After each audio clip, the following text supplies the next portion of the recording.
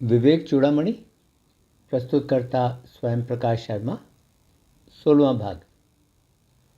16वें भाग में श्लोक नंबर 435 से श्लोक नंबर 463 तक है, जिसमें गुरु अपने जीवन में ही मुक्त हुए व्यक्ति की विशेषताएं तथा प्रारब्ध कर्म के बारे बताते हैं।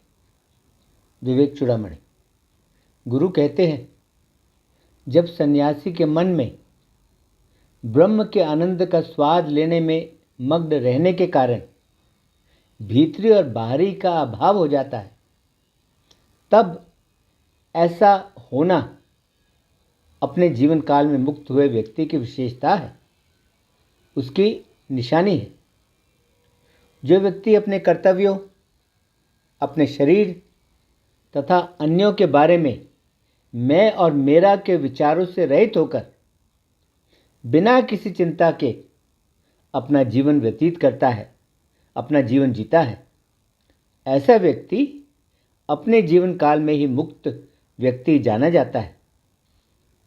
जिस व्यक्ति को शास्त्रों की मदद से अपने ब्रह्मत्व यानी अपने ब्रह्म होने का बोध हो गया है और जो व्यक्ति एक शरीर से दूसरे शरीर में जाने के बंधन से भी मुक्त हो गया है, ऐसा व्यक्ति अपने जीवन काल में ही मुक्त हुआ व्यक्ति जाना जाता है।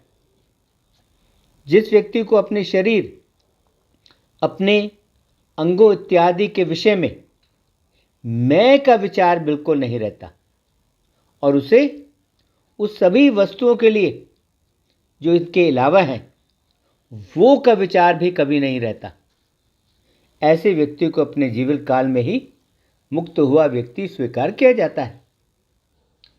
जो व्यक्ति अपने प्रकाश के कारण जीव और ब्रह्म तथा ब्रह्मांड और ब्रह्म में कभी भी किसी भी प्रकार का भेद या फर्क नहीं देखता, ऐसा व्यक्ति अपने ही जीवन काल में मुक्त हुआ व्यक्ति जाना जाता है।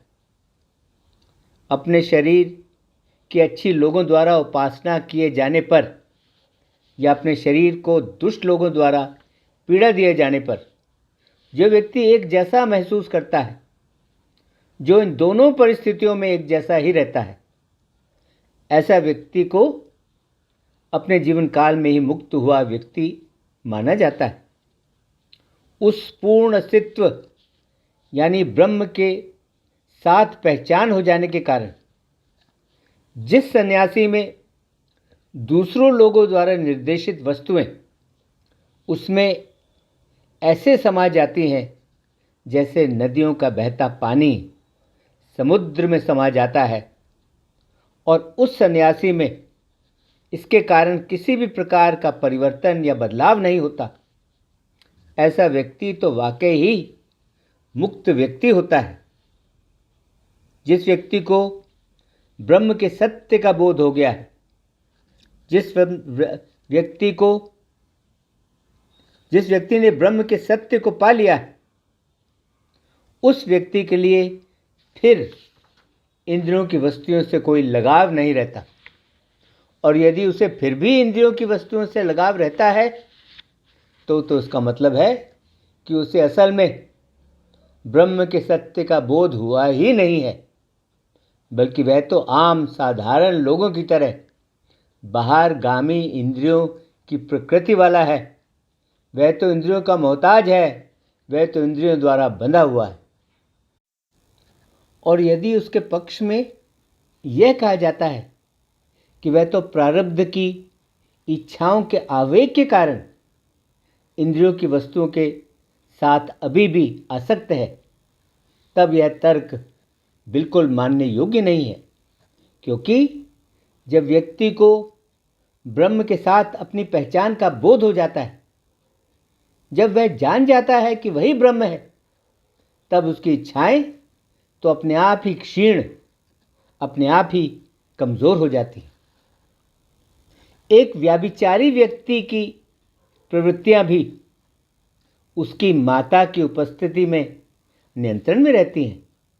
ठीक उसी प्रकार जब पूर्ण आनंद यानी ब्रह्म का बोध हो जाता है, तब ऐसे बोध प्राप्त व्यक्ति की जो भी सांसारिक प्रवृत्तियां होती हैं, वे सभी सांसारिक प्रवृत्तियां भी नियंत्रण में हो जाती हैं। वे सभी सांसारिक प्रवृत्तियां भी दब जाती हैं। देखा गया है कि जो व्यक्ति नित्य ध्यान करने में लगा रहता है, उस व्यक्ति की बाहरी धारणाएं तो रहती ही हैं। ऐसे व्यक्ति के लिए श्रुतियां प्रारब्ध कर्म का उल्लेख करती हैं। देखे गए परिणामों से भी यह अनुमान लगाया जा सकता है। जब तक व्यक्ति में खुशी इत्यादि की धारणा रहती है, तब तक उस व्यक्ति में प्रारब्ध का अस्तित्व रहता है। यह बात स्वीकार की जाती है। हर एक परिणाम से पहले एक कर्म होता है, और ऐसा कभी नहीं देखा गया कि परिणाम स्वतंत्र रूप से होता हो, कि परिणाम बिना कर्म के होता हो। ब्रह्म के साथ पहचान के कारण 1 करोड़ कल्पों के संचित किए गए कर्म भी ऐसे शून्य हो जाते हैं जैसे सपनों की अवस्था में किए गए कर्म नष्ट हो जाते हैं। क्या सपनों में किए गए अच्छे कर्म जागने पर व्यक्ति को स्वर्ग में पहुंचा सकते हैं, या सपनों में किए गए भयानक पाप जागने पर उसे नरक भेज सकते हैं? हरगिज नहीं। जो आत्मा आकाश की तरह अजुड़ी हुई, अनासक्त तथा उदासीन है, उस आत्मा का बोध प्राप्त करने पर साधक उन कर्मों से बिल्कुल अनछुआ रहता है जो कर्म अभी उसने किए नहीं है। शराब रखने वाले बर्तन के साथ केवल संपर्क के कारण आकाश शराब की महक से प्रभावित नहीं होता। इसी प्रकार आत्मा भी सीमित करने वाली जो सीमाएं हैं, उन सीमित करने वाली सीमाओं के साथ संपर्क के कारण प्रभावित नहीं होती। आकाश की तरह आत्मा तो हमेशा अजुड़ी, अनासक्त रहती है। यह तो अज्ञानी व्यक्ति ही है जो उस आत्मा पर बाहरी चीज़ों के साथ संपर्क उसके ऊपर अधिरोपित कर देता है, संपर्क आत्मा के ऊपर सुपर इम्पोज कर देता है। व्यक्ति में ज्ञान उदय होने से पहले जिस कर्म ने व्यक्ति के शरीर को निर्मित किया है, वह कर्म अपने फल दिए बिना उस ज्ञान से नष्ट नहीं हो सकता। जिस प्रकार किसी वस्तु पर चलाया हुआ तीर अपने लक्ष्य तक पहुंचने से पहले नष्ट नहीं हो सकता।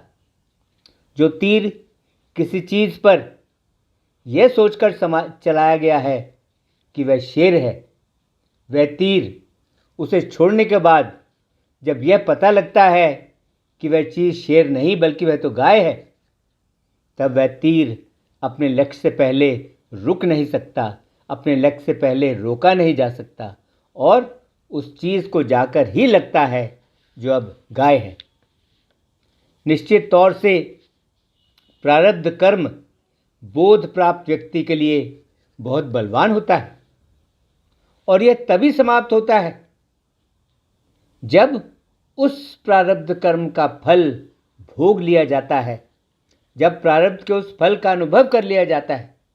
जबकि जो कर्म पहले संचित किए हुए हैं और जो कर्म अभी आगे होने वाले हैं, वे सभी कर्म तो पूर्ण ज्ञान की अग्नि में नष्ट हो जाते हैं।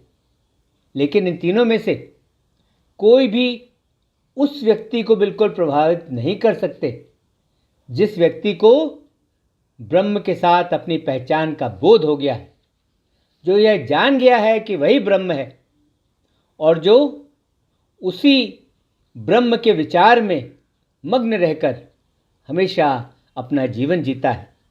ऐसा व्यक्ति तो वास्तव में सबसे ऊंचा ब्रह्म है। जो ऋषि किसी भी सीमित करने वाले अनुलग्नक की पहचान से रहित होकर अपनी ही आत्मा में वो एकमात्र ब्रह्म होकर जीता है, जिस ब्रह्म जैसा दूसरा और कोई नहीं है, तब ऐसे ऋषि के लिए प्रारब्ध कर्म के अस्तित्व रखने का प्रश्न तो बेमायना हो जाता है। जैसे कि नींद से जागे हुए व्यक्ति का सपनों की अवस्था में देखी गई वस्तुओं के साथ कोई संपर्क होना बेमाना होता है।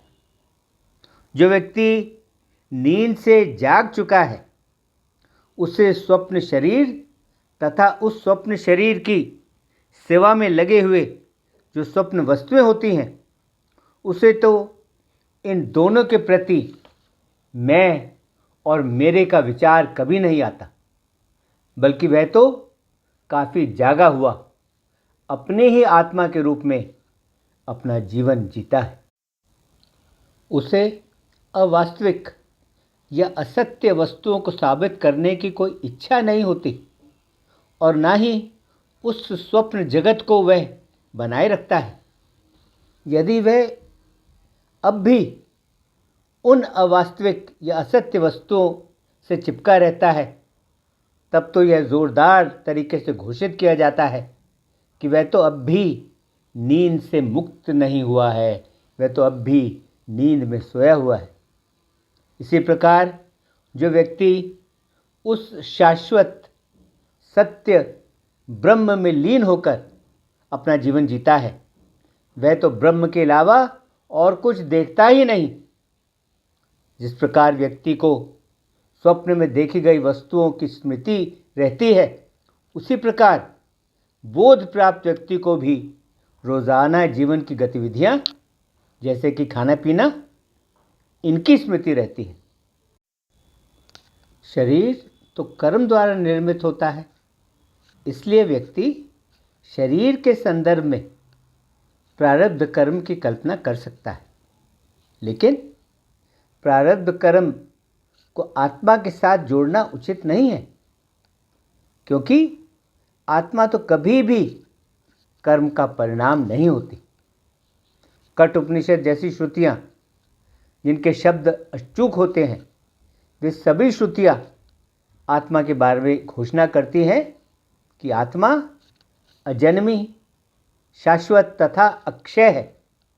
इसलिए जो व्यक्ति उस आत्मा के साथ अपनी पहचान बनाकर अपना जीवन जीता है, उस आत्मा के जिम्मे प्रारब्ध कर्म कैसे लगाया जा सकता है? उस आत्मा के साथ प्रारब्ध कर्म को कैसे जोड़ा जा सकता है? प्रारब्ध कर्म तो तब तक ही बना रह सकता है जब तक व्यक्ति शरीर के साथ पहचान बनाकर जीवन जीता है। लेकिन कोई भी इस बात को स्वीकार नहीं करता कि बोध प्राप्त व्यक्ति कभी भी अपनी आत्मा अपने शरीर के साथ बनाकर रखता है। यह बात तो निश्चित तौर से पता है कि बोध प्राप्त व्यक्ति शरीर को अपना कभी मानता ही नहीं। वह शरीर से अपनी पहचान कभी नहीं करता। इसलिए इस मामले में प्रारब्ध कर्म को खारिज कर देना चाहिए। इस मामले में प्रारब्ध कर्म को नकार देना चाहिए और प्रारब्ध कर्म को शरीर के जिम्मे लगाना, प्रारब्ध कर्म को शरीर से जोड़ना, यह भी तो निश्चित ही गलत है, क्योंकि जो चीज़ किसी दूसरे पर अधिरोपित करके सुपर इम्पोज करके रखी गई है, उस चीज़ का अस्तित्व कैसे हो सकता है? और वह जो अवास्तविक है, वह जो असत्य है, उसका जन्म कैसे हो सकता है? और जिसका जन्म ही नहीं हुआ है, उसकी मृत्यु कैसे हो सकती है? प्रारब्ध कर्म उसके लिए कैसे अस्तित्व रख सकता है जो अवास्तविक है, जो असत्य है? कई मूर्ख लोग इस प्रकार का संशय रखते हैं कि जब ज्ञान द्वारा अज्ञानता के सभी प्रभाव अपनी जड़ों समेत पूरी तरह से नष्ट कर दिए गए हैं, तो फिर शरीर जी कैसे सकता है? ऐसे मूर्ख लोगों को विश्वास दिलाने के लिए उन्हें तसल्ली दिलाने के लिए श्रुतियों ने एक सापेक्ष दृष्टिकोण से, एक रिलेटिव नज़रिए से प्रारब्ध कर्म की परिकल्पना की है, न कि बोध प्राप्त व्यक्ति के लिए शरीर इत्यादि की वास्तविकता को साबित करने के लिए। हाँ, मूर्ख लोगों को विश्वास दिलाने के लिए श्रुतियों ने रिलेटिव नज़रिए से प्रारब्ध कर्म की परिकल्पना की है, न कि बोध प्राप्त व्यक्ति के लिए शरीर इत्यादि की वास्तविकता को साबित करने के लिए। इसके साथ ही विवेक चूड़ामणि का 16वां भाग संपन्न हुआ। ओम शांति शांति शांति। ओम।